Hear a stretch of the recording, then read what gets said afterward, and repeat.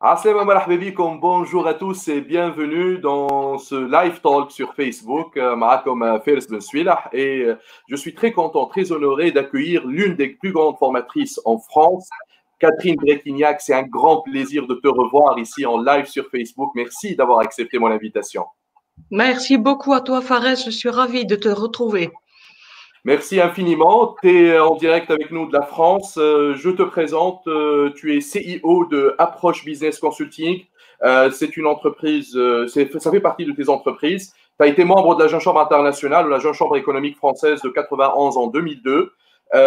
En 96, tu as été chargé de la mission nationale du Centre national de la formation, qui est l'équivalent de l'Institut national de formation ici en Tunisie, en charge de la francophonie. Et tu as le grade suprême de la formation au niveau de la Jeune Chambre internationale université, qui est International Trainer Fellow, et tu es ITF 82. Donc, ce titre-là, à l'époque, il y avait une succession chronologique de l'avoir. Donc, tu es la 82e personne dans le monde depuis la création de la Jeune Chambre internationale et le JCI Training que tu as eu ce titre-là. Tu es entrepreneuse, tu as 2 sociétés, formatrice de formateurs, master coach, et je salue tous les coachs formateurs, toutes les personnes qui sont avec nous. Je salue Ensaf Bey qui est formatrice et coach professionnel qui commence à réagir déjà et dit bonjour.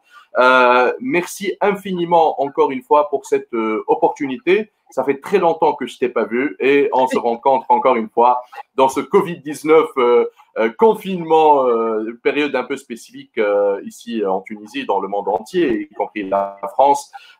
Comment ça se passe déjà, Catherine? Tu es confinée, tu sors pas? Raconte-moi un petit peu ta journée. Je suis confinée depuis 9 semaines. 9 Je semaines. suis confinée depuis 9 semaines, mais au travail, en home office depuis cette époque. Voilà. D'accord, On travaille donc très bien télétravail. à distance. On travaille très bien à distance lorsqu'on a les moyens aussi, la technologie, l'infrastructure. On va revenir sur ce point-là tout à l'heure. Aujourd'hui, notre live talk va porter sur le monde de la formation des adultes, l'andragogie. On va parler des nouvelles tendances, mais on va parler aussi de certification qualité des formateurs, qui est une tendance en France, en Europe et probablement en Tunisie bientôt. C'est très important. Mais avant tout cela, moi je t'ai présenté, mais tu as un parcours extraordinaire de formatrice. Tu es l'une des formatrices les plus inspirantes que j'ai jamais rencontrées. S'il te plaît, tout le monde nous regarde actuellement sur Facebook. Raconte-moi un petit peu ton aventure, comment ça a commencé, comment tu es devenue formatrice et c'est quoi les expériences que tu as vécues en tant que formatrice. En bref, on peut en rester une journée, mais là, on a 1 heure de temps. On y va. En fait, très jeune, quand j'ai terminé mes études de droit, j'ai démarré une première activité de conseil en gestion de risque d'entreprise et je me suis rendu compte que les personnes auxquelles j'avais affaire en entreprise ou auprès des cabinets conseils que pouvaient être les experts avocats, ils avaient vraiment une difficulté à transmettre des informations de façon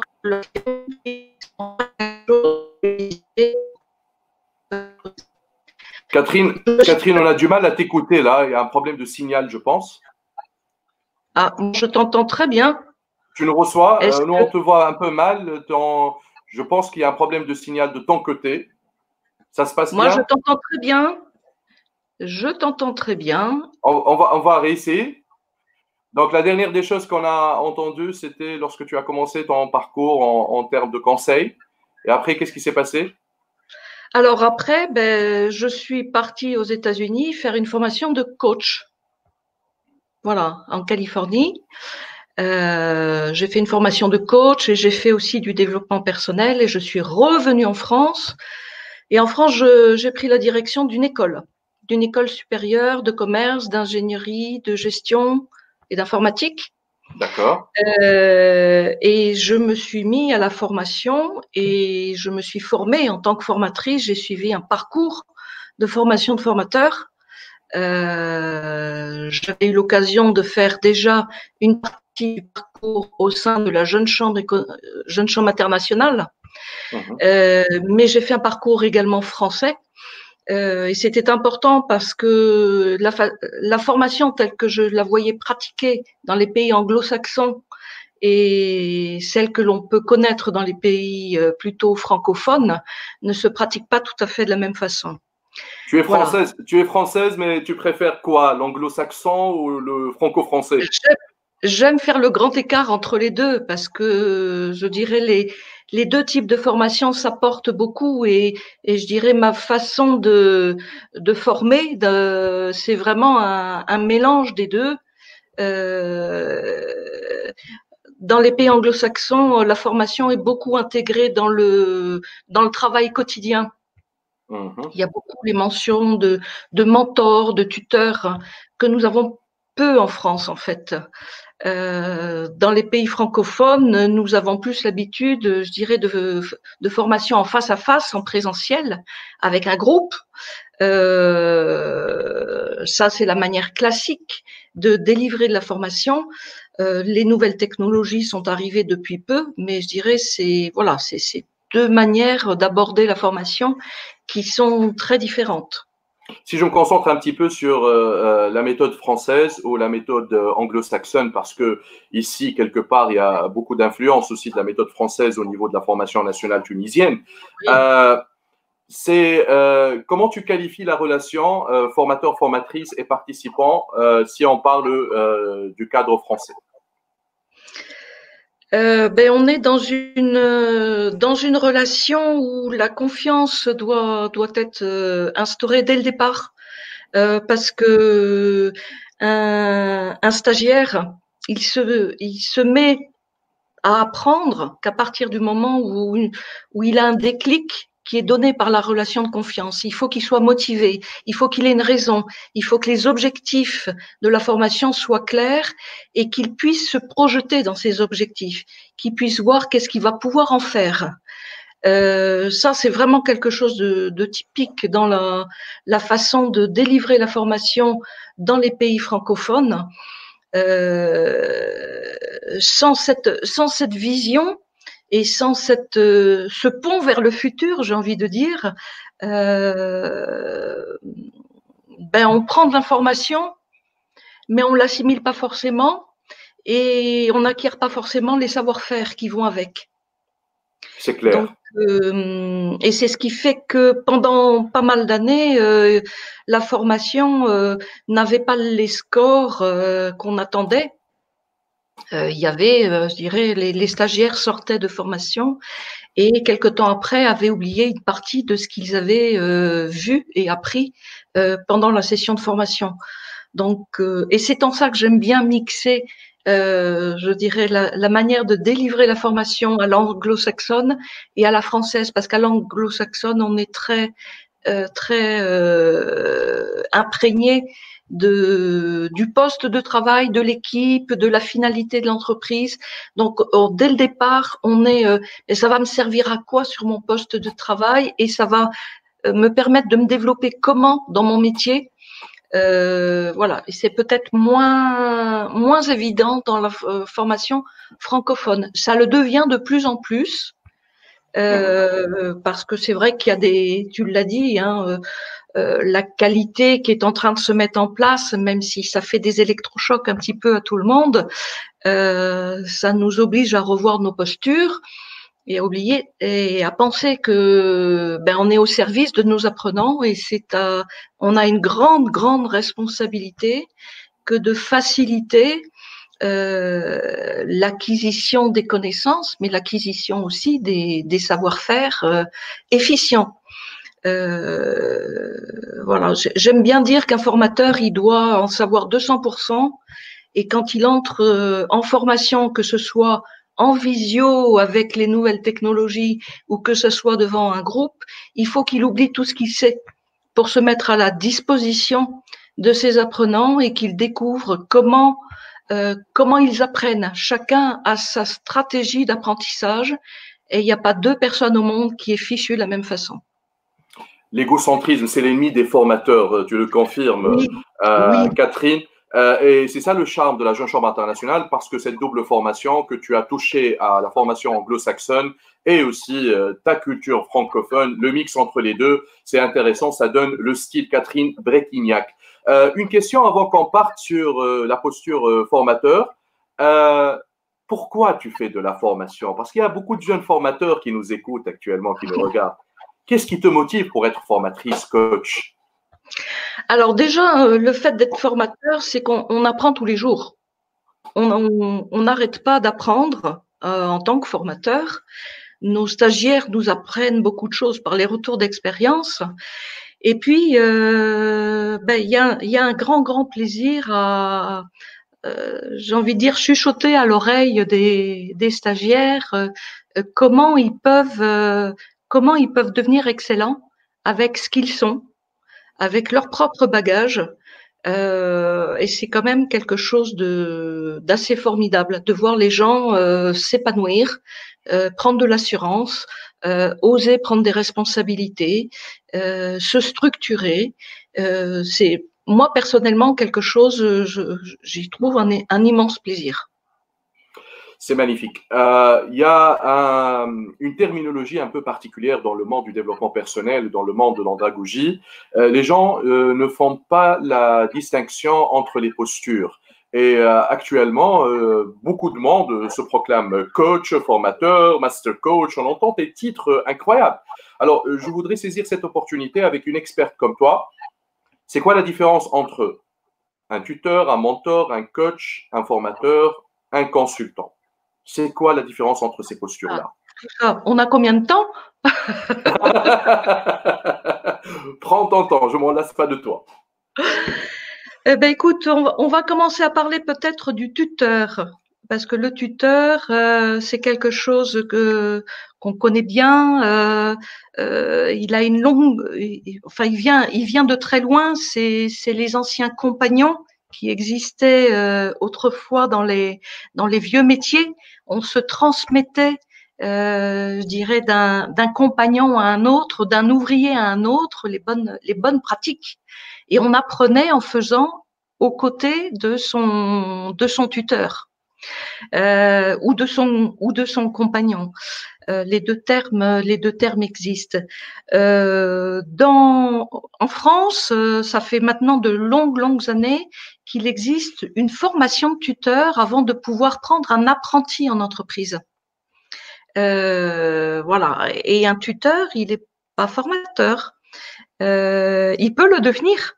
Il peut le devenir, mais c'est pas son rôle. Son rôle, c'est vraiment de pouvoir expliquer au quotidien les bons gestes, pourquoi ces gestes sont faits de cette façon-là, de pouvoir reprendre dans le vécu du travail au quotidien, hein, de pouvoir corriger. Ça, c'est le tuteur. Ensuite, on va parler on va faire le tour et on terminera par le formateur, si tu veux bien. Oui, hein. Oui, On va parler du coach. Parce que le coach, je dirais, il y a le coach, c'est un terme anglo-saxon qui en anglais veut dire formateur. Tel que ça se pratique en Grande-Bretagne, enfin dans les pays anglo-saxons. Mais il y a un métier de coach. Le métier de coach, il peut être formateur, mais il n'est pas nécessairement formateur. Le coach, il va permettre à une personne qui a appris quelque chose de pouvoir réitérer ce qui fonctionne bien pour pouvoir éviter, je dirais, des manières de faire qui font qu'il n'aboutit pas à l'objectif qu'il souhaite. Donc, c'est vraiment quelqu'un, j'ai envie de dire, qui va vous entraîner, qui va vous corriger, qui va vous permettre de revoir, moi, ce que j'appelle faire une relecture de son vécu ou une relecture de certaines pratiques que l'on a pour pouvoir vous corriger. Mais c'est pas forcément un formateur. Il peut l'être, et je dirais pouvoir jouer sur les deux postures est intéressant. Maintenant, un bon coach qui a été bien formé, qui connaît les protocoles, c'est quelqu'un qui va être un accélérateur de carrière et de développement personnel. Voilà. Et il est important de choisir son coach. Il faut avoir une bonne affinité avec lui parce que connexion. on va s'ouvrir quand même Certainement. sur qui on est. Donc, on a besoin d'être en terrain de confiance. On a besoin de pouvoir accepter les remarques qu'il nous fait et on ne l'accepte pas de n'importe qui. Donc, il faut pouvoir donner un certain nombre de permissions. Et il faut surtout se mettre bien d'accord sur les protocoles qu'il va utiliser. Et on a tout à fait l'autorisation de choisir qu'on n'utilisera pas certains protocoles et qu'on en préférera d'autres. Voilà, ça c'est la posture de coach. Ensuite, on a le mentor. Alors, le mentor, ça peut être un consultant, ça peut être un manager, ça peut être un formateur, ça peut être un collègue. C'est pas un titre, c'est pas un métier. C'est une posture. On s'autoproclame pas mentor. Oui. Et souvent, les mentors ne savent pas qu'ils le sont.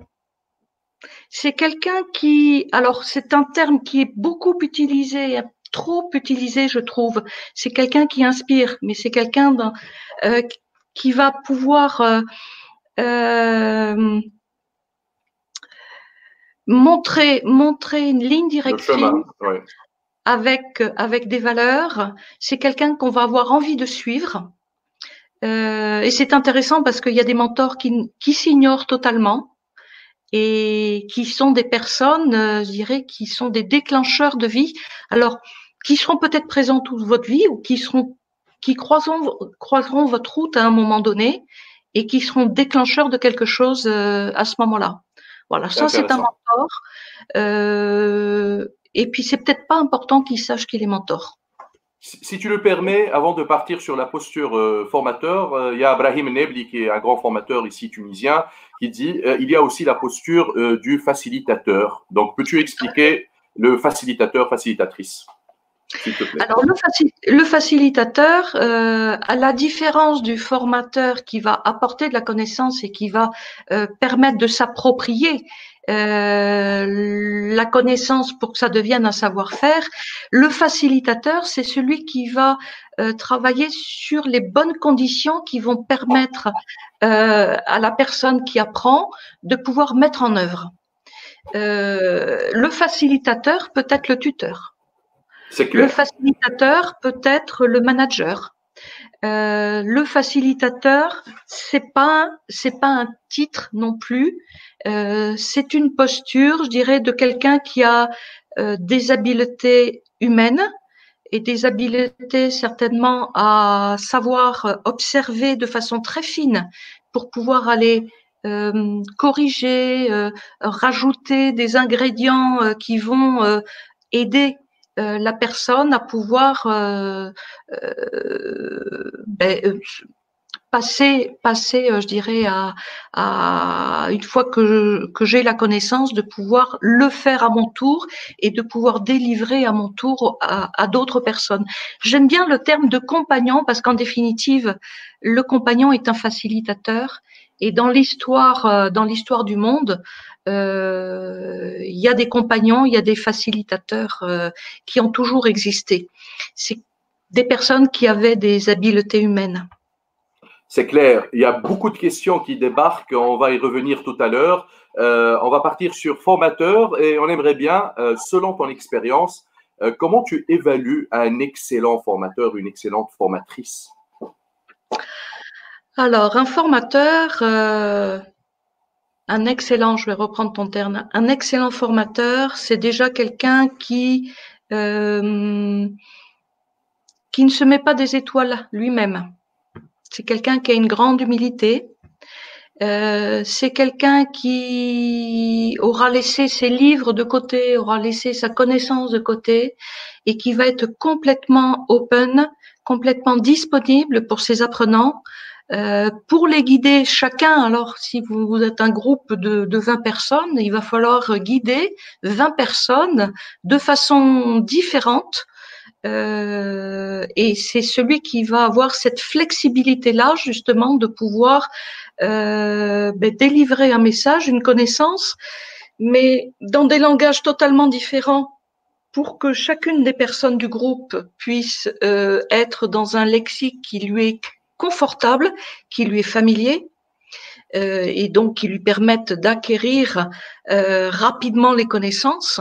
Et c'est certainement pas quelqu'un qui va faire tourner un PowerPoint ou qui va être cramponné derrière un paperboard. C'est quelqu'un qui va être présent au milieu de ses stagiaires, qui va s'asseoir à leur côté, qui va vérifier comment ils font tel ou tel exercice et qui va leur montrer comment, avec très peu de choses, ils peuvent effectivement améliorer leur mise en application. Un bon formateur, il est à la disposition de ses stagiaires. C'est clair. Voilà. Et ceux qui délivrent, je dirais, à longueur de journée des PowerPoint, je m'amuse à faire un exercice en formation de formateur. J'ai un cursus de 20 modules qui peut se faire sur 2 années et on s'amuse de temps en temps avec ces apprentis formateurs. Et j'ai un exercice qui est, je les fais travailler dur sur la préparation d'une séquence de formation d'une demi-journée. Ils doivent préparer tous les documents pédagogiques, les fiches pédagogiques, les documents de promotion, les conventions, les supports d'animation. Et dans les supports d'animation, aujourd'hui, on est tous rivés sur les PowerPoint. Oui. Et au moment où ils vont passer devant le groupe, comme par hasard, il y a une panne électrique. Et donc, ils n'ont plus de PowerPoint. Et c'est là qu'on commence à devenir formateur. C'est clair. On laisse tous ces outils et oui. puis on est à la disposition et on est avec ses stagiaires. Justement, se déconnecter complètement de ces outils parce que c'est des supports visuels qui aident les participants plus que le formateur, parce que le formateur, c'est lui ou elle qui a créé ça. Déjà, on les appelle lecteurs de slides. Et même aux États-Unis, c'est eux qui ont créé le PowerPoint par Microsoft PowerPoint. Et là, on parle de death by PowerPoint, mourir par le PowerPoint. Donc ça, c'est délicat. Il y a plein de questions intéressantes. Insaf Bayi dit, est-ce que le fait d'être coach, ça facilite la posture formateur, ce qu'on appelle les formateurs coach actuellement? Alors, c'est une très bonne question parce qu'elle m'est souvent posée par des gens qui sont coachs et qui se sont formés ou par des formateurs qui ont envie d'aller un petit peu plus loin que le métier de formateur et qui se disent qu'ils peuvent continuer à accompagner des personnes dans le temps. C'est une double posture en tout cas qui est très intéressante. Parce que un formateur qui voudra vraiment grandir et s'inscrire dans ce métier, s'il acquiert petit à petit et s'il se forme bien, s'il acquiert la posture de coach, il y a fort à parier que la façon dont il délivre ses formations va profondément changer. Parce que c'est clair. Quand tu es coach, coach d'une personne ou coach d'un groupe, tu es complètement rivé sur comment est constituée chacune des personnes et quelles sont leurs stratégies d'excellence. Et c'est à partir de ça que tu vas les aider. Donc, c'est très bien. Un coach formateur, c'est très pertinent. Oui, Brahim dit un excellent formateur, c'est celui qui sait comment servir les participants dans leurs besoins et non pas celui qui est là pour délivrer un contenu figé. Sausen, qui est aussi coach formatrice, elle dit ouf, les PowerPoint, je les utilise plus, c'est révolu. Nsaf confirme ce que tu dis. Alors, je voudrais revenir à la posture formateur. Nous, à l'Agence Chambre internationale et même dans les cabinets de formation, on dispense des formations de formateurs. Alors, il y a une première formation de formateur, animateur, à niveau 1. Il y a après un deuxième niveau qui est concepteur. Donc, on conçoit des guides formateurs, des manuels participants et des slides PowerPoint, mais pas trop chargés en information. C'est juste pour accompagner l'apprentissage visuel. Et il y a une troisième étape ou troisième phase qu'on appelle le mentorat des formateurs ou l'accompagnement des formateurs qui ont déjà des heures de vol sur scène et qui sont là pour faire quelques améliorations sur quelques points, genre gestion de temps dans la formation, gestion des participants particuliers, spéciaux, personnalités difficiles et autres comme sujets. Toi, tu délivres les 3 niveaux certainement et tu as accompagné plein de personnes sur ce volet-là. Et j'ai moi-même été accompagnée. Et j'ai moi-même été. J'ai eu la grande chance d'avoir deux mentors qui ont été complètement essentiels dans mon parcours.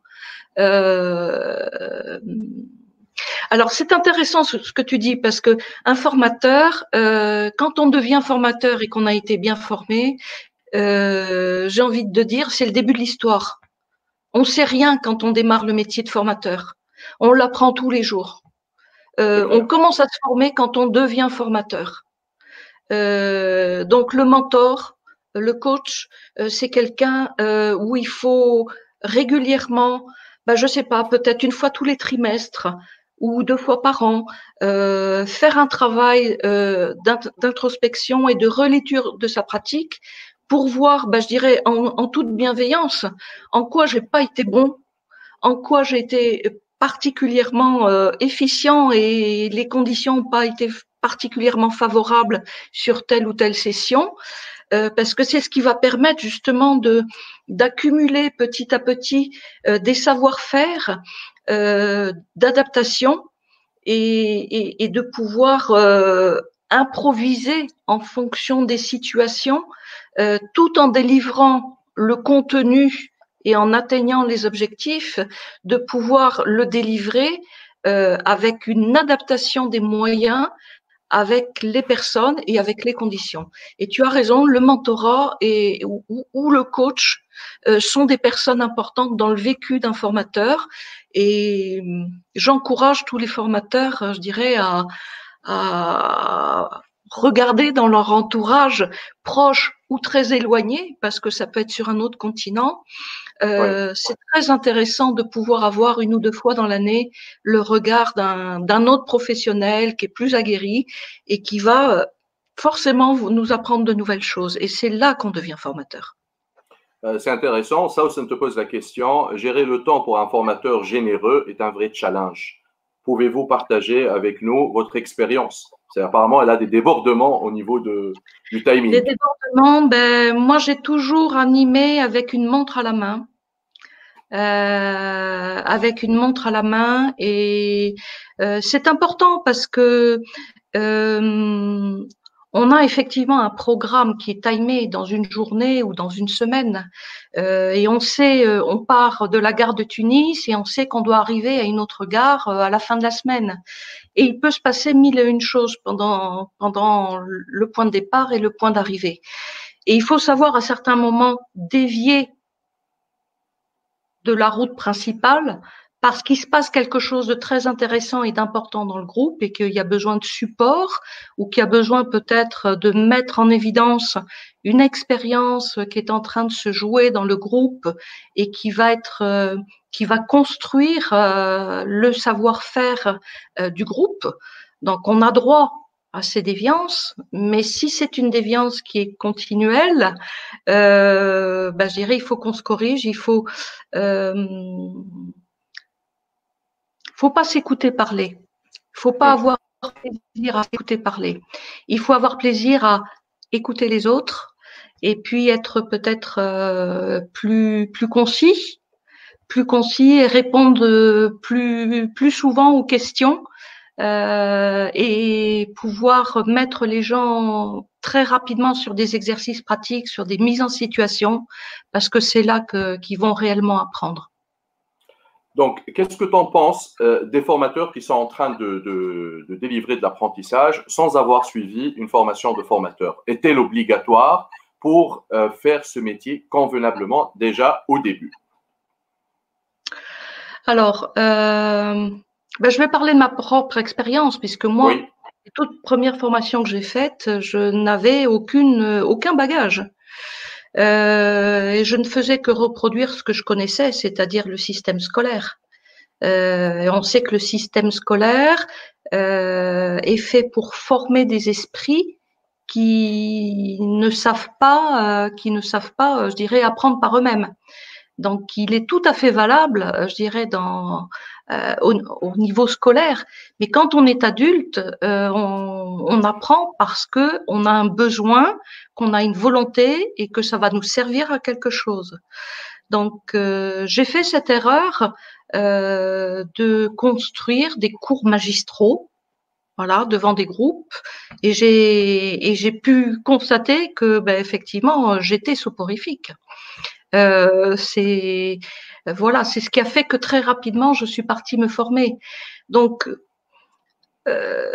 délivrer un PowerPoint ne fait pas de vous un formateur. Vous serez peut-être un animateur de groupe, un animateur d'équipe. Ce sera important que vous vérifiez qu'effectivement, dans votre équipe, qui a compris réellement le message est capable de le mettre en situation sur son poste de travail dans la demi-journée. Vous allez vous rendre compte que tout compte fait, former, c'est pas si évident. Donc, je pense qu'il y a quand même un bagage minimum sur les postures, sur ce que c'est que la construction pédagogique, sur la communication du formateur. Un formateur, il s'exprime pas dans la vie de tous les jours comme il s'exprime face à un groupe ou face à un écran quand son groupe se trouve derrière les écrans. Il y a un langage à acquérir. Donc, je vois des personnes qui démarrent dans la formation sans aucun bagage et qui se rendent compte au bout d'1 an ou 2 ans qu'ils ont fait beaucoup de bêtises, qu'ils ont déçu des apprenants, qu'ils ont pu prendre des grosses gifles au passage, c'est-à-dire vivre des situations vraiment pas agréables à vivre, sans comprendre ce qui se passait. Et à ce moment-là, ben, ils vont chercher de l'information, ils vont se former. Je crois que si vraiment on veut embrasser ce métier, il faut le faire sérieusement. On n'est pas en train de charger des palettes. On s'adresse à des humains et on fait pas n'importe quoi avec l'humain. Il faut l'aborder avec respect, avec humilité. Et moi, ben voilà, j'avais déjà un bagage de 10 ans en tant que formatrice. J'ai mis tout à plat. J'ai considéré que je ne savais rien. Je suis allée me former aux États-Unis. Je me suis formée à la Jeune Chambre. J'ai fait une formation à l'université de Toulouse. Voilà, j'ai fait un bagage. J'ai fait tout un parcours de formation de formateur qui m'a permis ensuite ben, d'être à l'aise pour délivrer une formation qui aboutissait à l'objectif pédagogique et aux attentes des stagiaires. Parce que c'est important. C'est clair. L'objectif pédagogique d'acquérir un diplôme ou une certification, l'objectif pédagogique défini avec un employeur qui veut former une partie de ses équipes. Mais derrière ça, il y a aussi les attentes personnelles de chacun des participants. Et le formateur, il doit surtout pas oublier ça. Sinon, c'est évident qu'il va perdre du monde en cours de route parce que la motivation ne sera pas au bon niveau. Je vais emprunter une phrase qui m'a beaucoup touché, que tu viens de partager. On n'est pas en train de charger des palettes.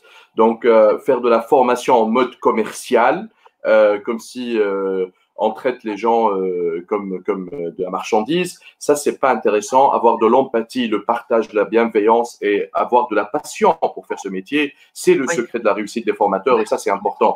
Il y a beaucoup de questions qui défilent ici. Par contre, on va partir vers notre sujet cœur aujourd'hui, qui est la certification qualité des formateurs. Ça, c'est un concept qui a démarré sur le plan législatif en 2014 en France. En 2015, il est mis en place. Tu étais parmi les premières personnes à t'investir là-dedans. Ça veut dire quoi, certification qualité des formateurs? Alors déjà, quand on parle de qualité, ça peut faire peur à certaines personnes parce qu'on voit les normes internationales, ISO, etc. Et on se dit, ouh là là, ça va être quelque chose de compliqué et c'est pas mon métier. Moi, ce que j'aime être avec mon groupe, j'aime délivrer la formation. Or, j'ai envie de dire, le face-à-face pédagogique n'est que l'aboutissement de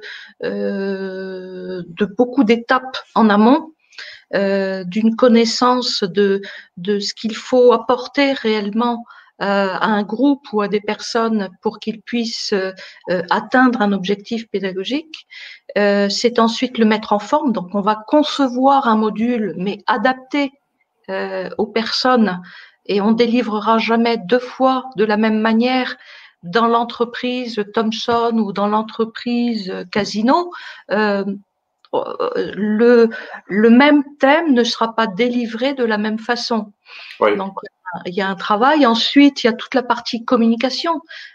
Comment je fais connaître, comment je me fais connaître, comment je fais connaître la formation, comment je donne envie aux stagiaires de venir, de se préparer, de savoir ce qu'on attend d'eux, pour au moment de démarrer la formation, d'être déjà en mode j'ai envie d'y aller.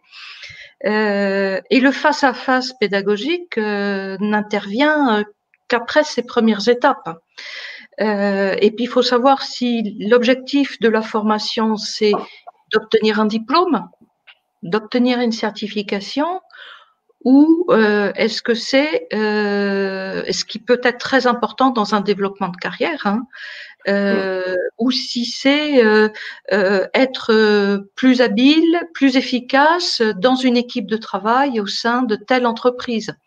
Voilà, donc là, j'ai envie de dire, la certification qualité, comme on l'a vu en France, comme elle a été initiée en France, elle a pris une forme qui est rédigée à un moment donné, parce que on est avec des documents du début jusqu'à la fin et jusqu'à l'évaluation et même le suivi après l'évaluation des stagiaires.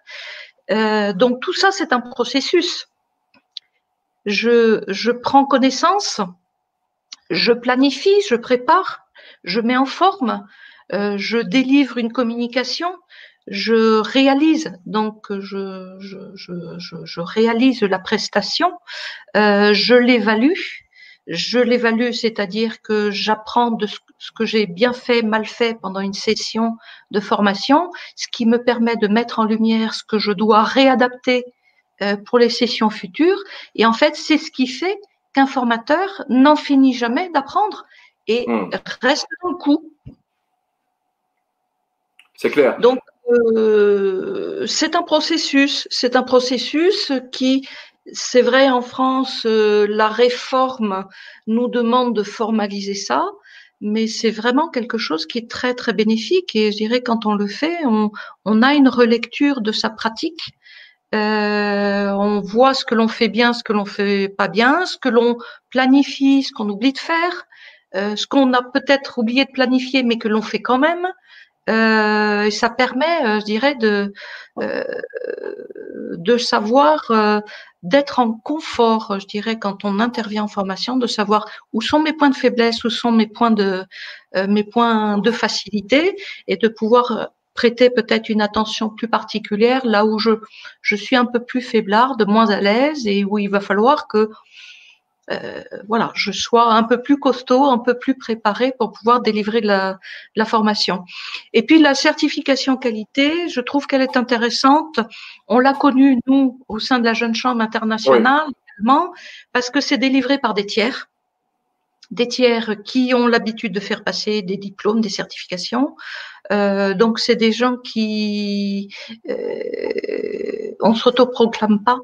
C'est les autres qui nous disent si effectivement on a le niveau et quel niveau on a. Et puis c'est quelque chose qui s'entretient, c'est-à-dire une fois qu'on est certifié, je dirais cette certification, il faudra qu'elle soit renouvelée tous les 3 ans. Donc ça veut dire qu'un formateur, il doit suivre lui-même de la formation continue tout le temps. Il doit continuer à performer, continuer à suivre les tendances et à rester dans le coup. Toi, tu es certifié depuis 2018, c'est ça, Depuis 2018. en qualité. Ça reste 3 ans valable et après 3 ans, tu refais le même process? Alors c'est un audit de suivi qui est fait, c'est-à-dire voilà, sur le process, on va voir qu'est-ce qui s'est passé depuis la délivrance de la première certification.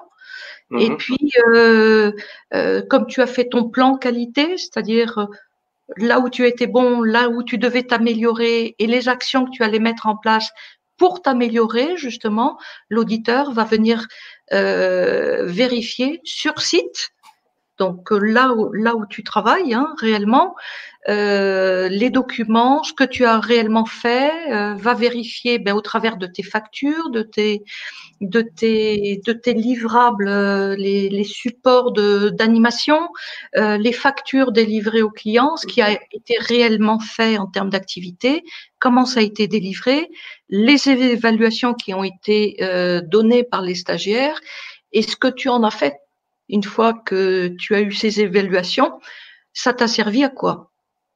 Oui. Et le pilotage de ce process, il est fait par l'État, il y a un organisme spécialisé. Comment ça se passe? Alors, il a été créé un organisme qui s'appelle France Compétences, qui dépend de l'État, qui délivre des certifications de certificateurs. Comme l'ISO, comme l'AFNOR, je dirais, il y a des certificateurs dédiés pour la formation. Voilà. C'est clair. Et ils obtiennent une accréditation, ils sont eux-mêmes certifiés, et une fois qu'ils sont certifiés, ils peuvent délivrer la certification, ils deviennent auditeurs, et ils embauchent des auditeurs qualité. C'est clair. Brahim dit malheureusement la jeune chambre ne dispense plus ce système de qualité des formateurs. Rim, elle pose la question, c'est quoi les spécificités d'un bon formateur? On en a parlé, peut-être on y reviendra. Sousen dit magnifique, ce modèle de certification, ça reflète et matérialise la philosophie de l'apprentissage, apprentissage continu, même pour les formateurs, et c'est l'objectif quelque part, pour ne pas quelque part se laisser faire par le temps parce que on perd la main quelque part, si tu me rejoins, Catherine, si on reste dans les mêmes habitudes, etc. La même façon de faire. Tu sais, je reprends l'image que je donnais tout à fait au départ de notre live. On parlait du compagnon. Oui. Le compagnon des vieux métiers, un jour, il devient maître. Il va former lui-même des compagnons. Mais le maître, il réapprend et redevient apprenti, compagnon, et il apprend tout le temps. Voilà, un formateur, il doit, je crois que la grande qualité d'un formateur, c'est l'humilité et avoir cette curiosité d'esprit. Alors, voilà, si on peut relever ça aujourd'hui, c'est avoir cette curiosité d'esprit, cette humilité pour continuer tout le temps à apprendre. Badreddine Saïd, qui est formateur, il dit audit selon quoi? Les normes, les guides des bonnes pratiques. Qui a mis en place ça? C'est quoi les normes? Comment on les appelle chez vous en France? Alors, c'est un référentiel national professionnel qualité. Voilà, et ça a été un long processus d'une dizaine d'années. Ça a été fait avec, je dirais, les universités, les certificateurs, les fédérations professionnelles de formation, l'État, puisque l'État délivre des diplômes aussi. Voilà, ils ont travaillé pendant une décennie et c'est pour ça que cette réforme, elle a été longue à mettre en place. C'est que ça s'est fait par étapes. Et que ça embrassait vraiment tous les métiers de la formation, y compris l'apprentissage. D'accord. Et ça n'a pas mis en danger la carrière et l'avenir de plusieurs formateurs. Probablement, il y a des gens qui ne seront pas aptes à être certifiés qualité. Et probablement, ils vont arrêter de faire ce métier puisque l'État les oblige à partir vers cet audit. Alors, c'est sûr que cette certification qualité, elle est obligatoire pour tous les gens pour tous les formateurs qui veulent que leurs clients puissent bénéficier de financements publics. D'accord. C'est le cas ici en Tunisie, hein. C'est le cas ici en Tunisie. Ceux qui sont financés directement par des entreprises n'ont pas la nécessité d'être certifiés. Maintenant, la loi du marché, est-ce qu'elle est? entre une entreprise, quelle que soit sa taille, qui pourra faire prendre en charge en totalité ou en partie le coût pédagogique d'une formation et la possibilité de l'avoir ou de ne pas l'avoir pour des formateurs qui ne seront pas certifiés, il est évident que le marché va aller vers les solutions qui donnent des possibilités aux entreprises, du budget, parce que quand je peux former 2 personnes et si je peux en former 10 plutôt que 2, je vais faire avancer mon entreprise plus rapidement. Donc oui, il y a des formateurs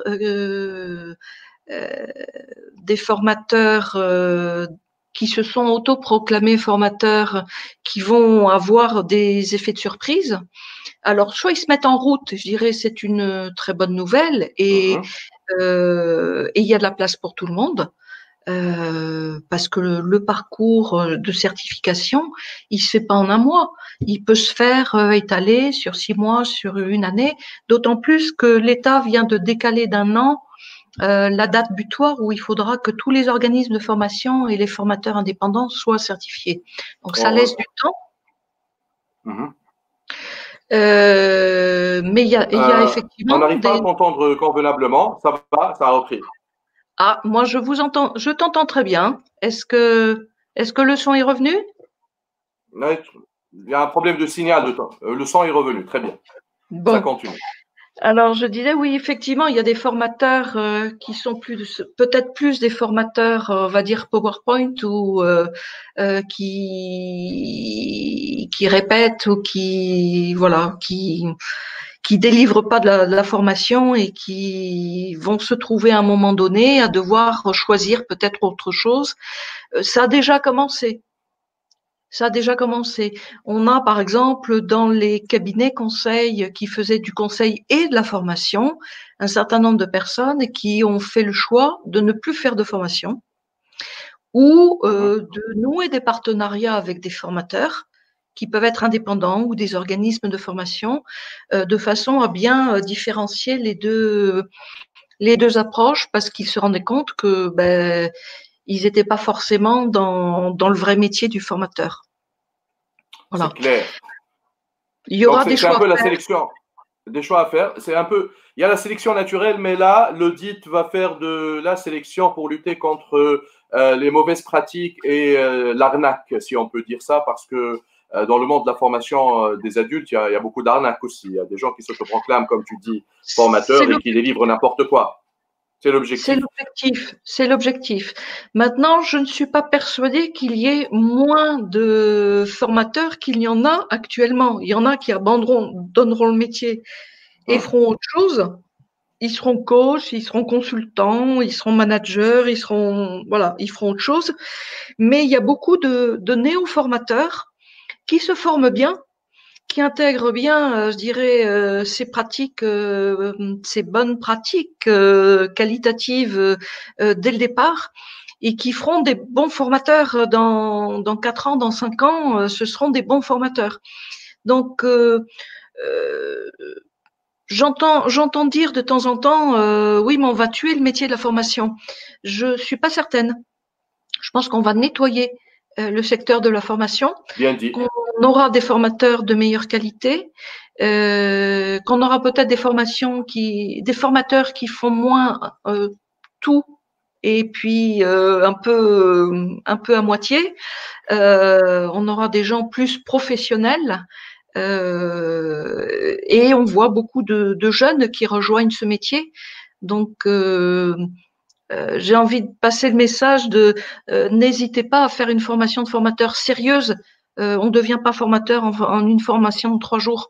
Une formation de formateur sérieuse, elle va vous prendre entre 3 mois et 1 an, selon que vous la fassiez d'un seul coup, que vous la fassiez tout en continuant à travailler. Et c'est en infusant petit à petit qu'on fait un bon thé. Il va falloir laisser du temps, effectivement, pour que on mûrisse dans les pratiques de formateurs. Alors, Sausen, tu es inspirante comme d'habitude, Catherine, comme je te connais. Elle dit, allez à l'FRS, je réclame notre droit à une formation de formateur avec Madame Catherine. Impatiente d'apprendre de vous, Madame. Les autres, qu'est-ce que vous en pensez? Il y a beaucoup de personnes qui disent, allez, on y va sur la formation de formateur. Donc, probablement une formation de formateur sérieuse avec Catherine Brequignac en Tunisie, pourquoi pas, après le confinement. Avec ça nous grand fera plaisir. plaisir. Et je souhaiterais bien être ton assistant, comme j'étais assistant en co-animation, oui. En co-animation, ça sera toujours une belle expérience avec toi. Donc, ce que tu viens d'avancer est très intéressant. Et justement, moi, je reçois le directeur général de la CNFCPP, qui est l'organisme qui dispense et qui régule le métier de formation. Je le reçois vendredi prochain. Ça sera l'occasion d'en parler. Probablement qu'on va benchmarker ça en Tunisie.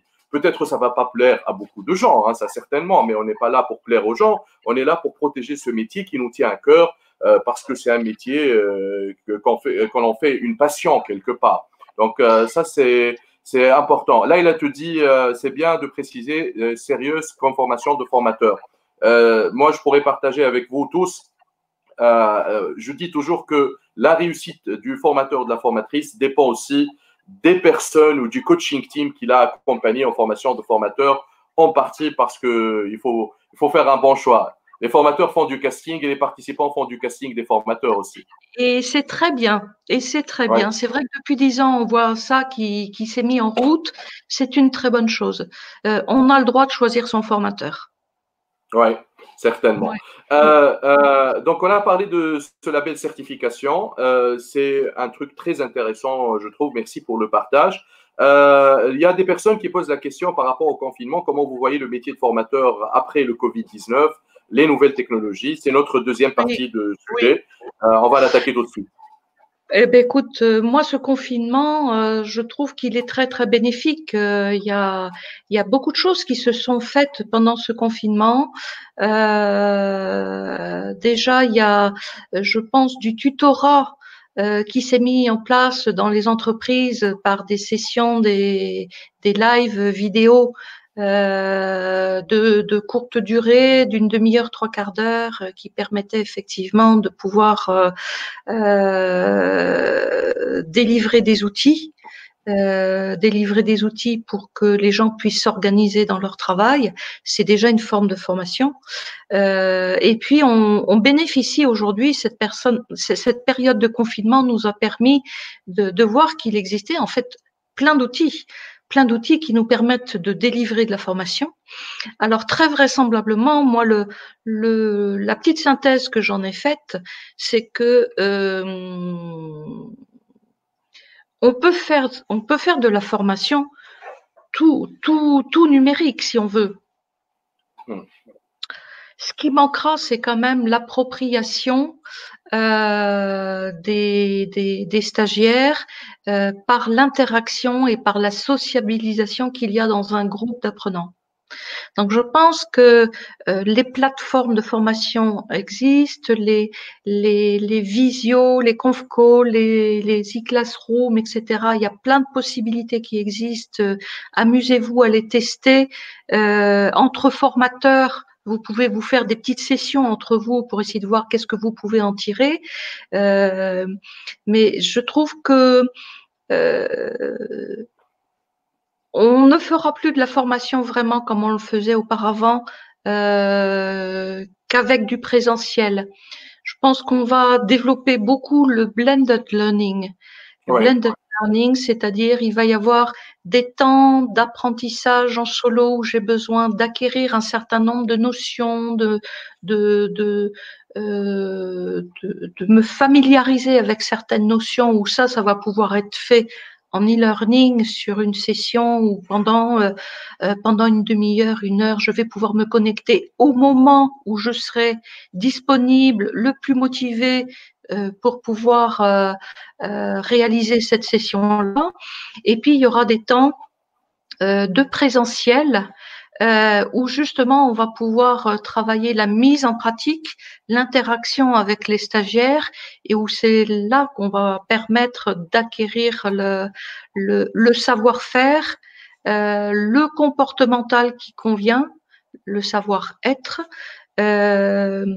et dans le blended learning, on peut même imaginer qu'on pourra délivrer des formations, par exemple, 20% d'e-learning, un 30-40% de présentiel, et le restant sur des petites sessions où j'aurai un travail à délivrer, où j'aurai des exercices à faire et qui pourront être tutorés. Alors là, il y aura des métiers de tuteurs numériques à mettre en place, des exercices tutorés qui me permettront, je dirais, de répéter, de renouveler sur des situations différentes. Et j'aurai pas forcément besoin de l'interaction avec le groupe. Et je pense qu'il y aura ces trois temps. En tout cas, moi, personnellement, depuis 9 semaines, j'ai continué à faire de la formation. J'ai fait de la formation tout numérique. Je me suis rendu compte très rapidement des limites. Et donc, j'ai remis des sessions où j'ai fait faire des exercices comme on le fait faire en groupe, mais avec des e-classroom. Et on peut faire beaucoup de choses. Tu utilises Zoom, Zoom Pro? Alors, j'utilise Zoom, j'utilise, ouais, j'ai noté là, j'ai 2-3 outils. J'utilise Meet. Meet de Google. Meet, Meet de oui, Google. tout Oui. à fait. Qu'est-ce que j'ai d'autre? J'ai Jitsi aussi que j'utilise, que je viens de découvrir, qui est très bien, qui est très fluide parce qu'on peut partager beaucoup de documents. Le formateur peut partager des documents avec les apprenants et les apprenants peuvent partager des documents également entre eux. Donc, on se retrouve vraiment dans une configuration de salle de formation. Voilà. Et puis, on a des outils qui permettent d'avoir un peu d'interactivité dans une session live, comme il y a Woodclap ou il y a Bicast. Je vous encourage à aller voir. Oui, Kahoot. également. Je vous encourage à aller voir ces outils parce que ça permet vraiment de se retrouver pratiquement dans une session comme on le ferait en présentiel. Et alors j'ai mis en place une formation avec 40 personnes, 40 personnes de tous les coins de France. Ça va faire gagner beaucoup de temps aux entreprises, moins de temps de déplacement, moins de coûts aussi. C'est-à-dire que quand on fait une session, j'ai pas besoin d'arriver la veille pour pouvoir me retrouver en salle de formation. Par contre, on aura à découper des séquences. Et là, ce que nous avons appris à faire au sein de la JCI, d'adapter les temps de présence, les séquences, les méthodes, de s'adapter. On aura affaire à des sessions beaucoup plus courtes. Il va falloir panacher avec des méthodes différentes selon les moments de la journée. Donc, en termes de planification, il va falloir faire attention à quel moment on met ces sessions, pour faire quoi, et donc quelle méthode et technique pédagogique on va utiliser. Mais j'ai envie de dire, dans la boîte à outils du formateur, aujourd'hui, on ne peut plus oublier les outils numériques. Ils font partie du paysage. Certainement. Voilà. Il y en a qui seront plus ou moins familiers avec. Oui, mais on est en apprentissage continuel, c'est ça le challenge des formateurs. Et on s'est adapté dans cette période de confinement. Ce qui est intéressant, et on ne va pas partir techniquement sur le délivrable, mais là, je vous pose, je pose la question que tout le monde pose ici au niveau de l'ancrage des compétences. Toi, tu parles de 3 temps. Tu parles d'un temps de capsule, temps de présentiel et temps de séance d'intervision, si on peut dire ça, avec des tuteurs, etc. L'ancrage de compétences en blended training, ça se fait en quelle phase? Ça se fait à la phase finale? Ça se fait dès la période de tutorat. Elle démarre sur la période qui est tutorée, avec les exercices pratiques où là, l'ancrage va commencer à se faire. Mais le cheminement d'apprentissage aura été donné par le formateur et il aura pu délivrer justement la stratégie d'apprentissage à chacun des stagiaires. Donc, il y aura un gros travail, par contre, à faire de la part des formateurs en back-office, de préparer les exercices en fonction des stratégies d'apprentissage de chacun. Et on n'aura pas forcément les mêmes exercices pour chacune des personnes. Brahim Nebli dit, je pense qu'il est temps de créer une formation de formateurs dédiée aux formateurs digital parce que c'est une posture totalement différente et c'est pas donné à tout le monde d'animer ces petites capsules devant une caméra puisqu'il n'y a pas de gens qui nous regardent, il n'y a pas de participants, c'est une relation plus ou moins froide. Comment avoir cette attitude-là? Je pense qu'il y a une formation dédiée pour ça. Il existe déjà quelques formations et c'est une remarque très pertinente. Mais j'ai envie de dire,